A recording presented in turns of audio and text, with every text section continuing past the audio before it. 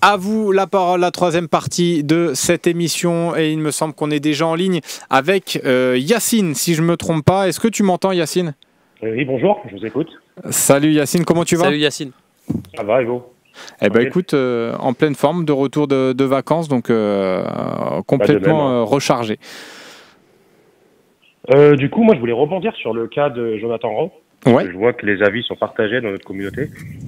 Moi, je pense que c'est une très mauvaise idée de le vendre ou de l'échanger, surtout les échanges, hein, comme tu l'as dit tout à l'heure. C'est quand même très rare dans le football et en général, c'est assez... ça se passe jamais bien quand il y a des échanges. Hein. On n'est pas en Benjamin ou quoi que ce soit pour faire des échanges. Enfin bref. Va en parler à Samuel Eto'o, tiens. De quoi? Va en parler à Samuel Eto'o qui avait été échangé par Ibrahimovic. Oui, mais voilà, c'est des cas extrêmes et très rares. Et je pense, moi, je n'ai jamais été fan de ces pratiques. En général, quand on échange, c'est deux non désirables. Et moi, je considère que Jonathan Rowe, c'est pas un non désirable. Au contraire, je pense qu'on a tendance à oublier qu'on va jouer une Ligue des Champions. On va faire 8 matchs. C'est quand même du jamais vu dans l'OM. Hein, ça va être 8 matchs plus la Ligue 1. Je pense qu'on aura besoin de rotation et de Jonathan Rowe. Donc, il y aura des blessés. Qui vous dit que Pachao, comment vous le dites là, Pachao, j'arrive pas à le dire. Vas-y, essaye. Pachao, je crois. Pachao. Qui vous dit que Pachao, c'est dur à dire, j'avoue. Mais qui nous dit que ce joueur se blesse pas dès la deuxième journée de Ligue 1 ou d'autres. Et dans la rotation, Jonathan Rowe, il pourra faire la différence. Ça, c'est véridique en fait. Et puis il nous l'a prouvé l'an passé sous des Herbis. C'était un joueur qui pouvait faire péter un match à lui tout seul. Donc, après, Yacine. La vérité, c'est aussi de convaincre le joueur. Je vais te redonner cet exemple-là parce que c'est un exemple qui m'a meurtri, qui a meurtri mon petit cœur de supporter. L'année où tu recrutes Baki Koné. Tu as Baki Koné, Hatem Ben Arfa, Mamadou Niang, Mathieu Valbuena. T'as pas Cissé aussi? Et voilà, et tu y viens. Et tu as Djibril Cissé qui est sur le banc. Mais moi, je suis le premier à dire mais c'est génial d'avoir ce potentiel offensif. On va jouer la Ligue des Champions. On a un Djibril Cissé, il est peut-être pas titulaire, mais c'est pas avec Guéret, mais c'est pas grave. Nanani, nanana. Première journée, Cissé, il est sur le banc. Deuxième journée, il est sur le banc. Le lendemain de la deuxième journée, Djibril Cissé, il est à Sunderland. Et moi, je suis écœuré. Je dis mais comment on a pu... c'est qu'à un moment donné, et j'ai pu en parler avec les protagonistes, les principaux protagonistes, ils te disent, voilà, j'ai une proposition, je suis parti, bye. Oui, mais d'accord. Mais Djibril Cissé, il avait quand même pas les mêmes attentes que Jonathan Rowe. On parle d'un joueur de 20 ans qui est encore expérimenté, il n'a pas d'expérience. Et il a besoin d'expérience, il sait très bien que dans un autre club, il n'est pas à l'abri d'être sur le banc. Je pense qu'on n'a même pas profité du potentiel de ce joueur, on se rend pas compte. Peut-être qu'on s'en mordra les doigts d'ailleurs, hein, si on le vend cet été. Yacine, moi je suis d'accord avec toi encore une fois. Juste par rapport à ce que tu me dis, il y a une différence entre Djibril Cissé qui était parti pour vraiment partir parce que c'était une offre de Sunderland. Je connais très bien cette ville, hein, c'est dans la périphérie de Newcastle. C'est vraiment pas ouf. Il est allé là-bas parce qu'il y avait une offre. Si jamais, imagine, ça se matérialise vraiment une offre de l'Atalanta pour jouer, le challenge est quand même différent. Et là, il pourrait se dire j'ai une grosse opportunité. Ça dépend de l'offre. Exactement. Si 20 millions, non. Pour moi, je refuserais 20 millions. Pourquoi le vendre 20 millions alors que c'est un coût, il pourrait monter à 60 millions qui nous dit qu'il ne nous pète pas une saison de malade? On ne sait pas en fait. Et puis c'est un grand talent. Et je pense qu'on devrait l'exploiter comme il faut. Même si je pense qu'il ne sera pas titulaire, il sera amené à être titulaire, par exemple, des après-matchs de Ligue des Champions, où notre effectif aura besoin de rotation. Il pourra certainement être titulaire à côté d'Aubameyang. On ne sait pas. Après, je sais pas si tu vois ce que je veux dire. Après, juste, Yacine, et c'est vraiment... Et comprends bien que à chaque fois, là, c'est pas pour le plaisir de te contredire, toi, personnellement. Oui, hein, c'est pour vraiment les arguments du débat. Tu me dis, moi, 20 millions, je refuse. Peut-être que Mehdi Benassia va nous appeler, va nous demander ton numéro et va te demander d'aller te présenter devant Franck McCourt. Si jamais ils ont une offre à 20 millions d'euros pour un élément qui est acheté moins cher et qu'ils vont expliquer qu'en fait, ils ont refusé cette manne financière parce que Yacine a dit il faut pas et que derrière le joueur s'est blessé ou il est en méforme et que du coup, il ne vaut plus un clou. Et malheureusement, on voit beaucoup d'exemples comme ça dans le football. Il faudra derrière que tu aies les reins solides pour expliquer, et un bon anglais, pour expliquer tout ça à Franck McCourt. C'est vrai. C'est vrai. Hein. Mais après, je comprends. Je comprends Yacine. En fait, tu as aussi l'impératif financier.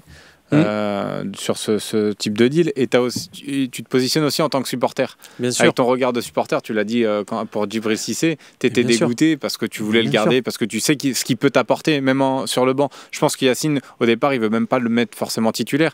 Et je pense que même moi, j'ai pas envie qu'il soit titulaire, parce que tu vois, je trouve qu'il est impactant quand il rentre. Mais c'est pour ça, c'est toute la complexité du truc, c'est qu'on a tous envie d'aller voir Jonathan Rowe et de lui dire reste et tout, il va te dire ouais, reste pour être titulaire.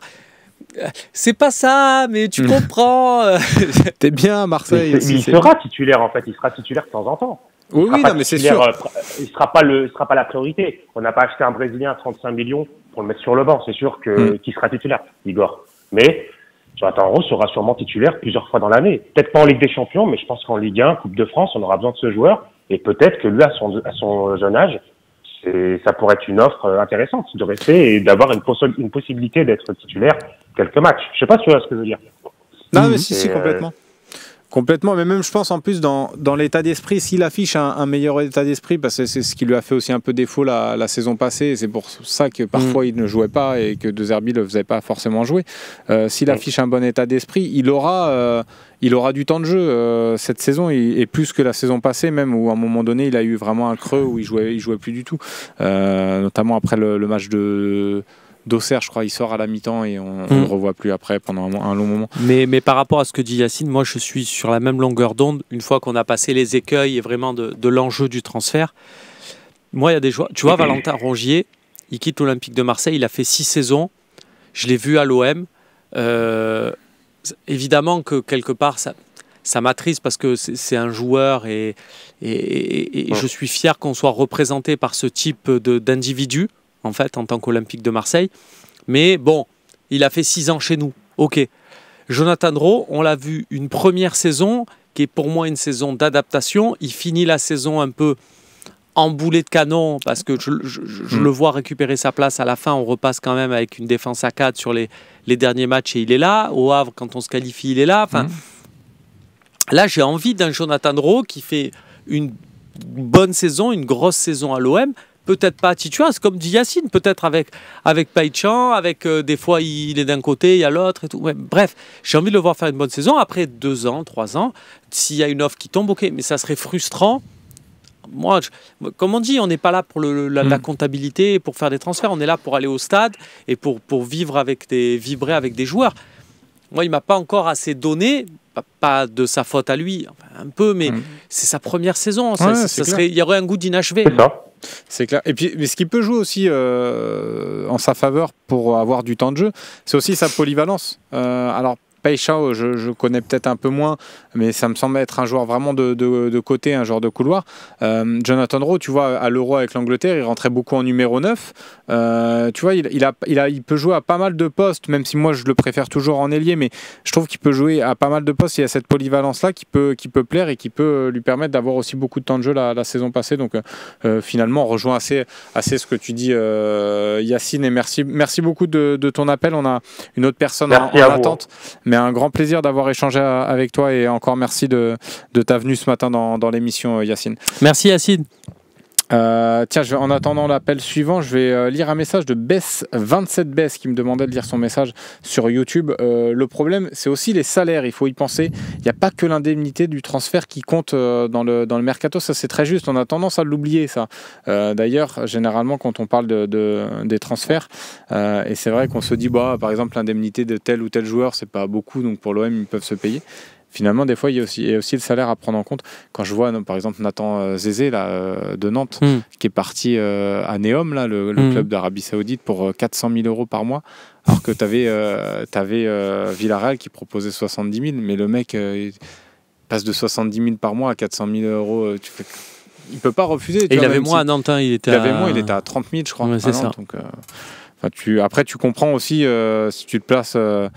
sur l'aspect financier, je comprends aussi le choix de certains joueurs de partir et que certains clubs puissent pas s'aligner sur les demandes des clubs saoudiens. Excuse-moi Marine, je t'ai pas entendu à l'oreillette. Romain, tiens, qui est en ligne avec nous. Romain, est-ce que tu m'entends ? Salut Slim, salut Romain, je vous entends bien. Écoute, Salut, merci de nous appeler ce matin. Tu es un fidèle, un habitué. C'est pas la première fois qu'on t'a dans l'OM au Café. Merci d'être là. Tu voulais réagir sur quoi, toi, ce matin? Bah, moi, je voulais parler du poste de défenseur central et d'arrière gauche. Ouais. Et je sais plus si c'était avec toi ou Romain Herring où je disais que en fin de saison dernière, je pense qu'au niveau attaque, le recrutement allait se faire assez rapidement, mais par contre sur le poste de défenseur central, ça allait être plus compliqué. Et même si on avait eu peut-être des discussions avec Laporte ou Aguerd, on est à 15 jours du championnat et on n'a toujours pas ce fameux défenseur central qui apporterait un plus.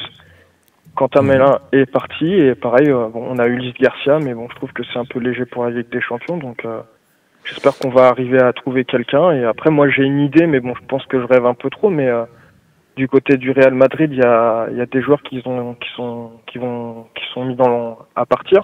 Et je me dis, voilà, peut-être un Raúl Asensio en prêt, en vue de la Coupe du Monde. Est-ce que ce serait pas une bonne idée ou pas, avec une prise en charge du salaire? Je sais pas si c'est possible. Moi, je pensais à David Alaba, tu vois, quand tu as dit ça. Je pensais que tu avais parlé de David Alaba, mais qui pour moi serait...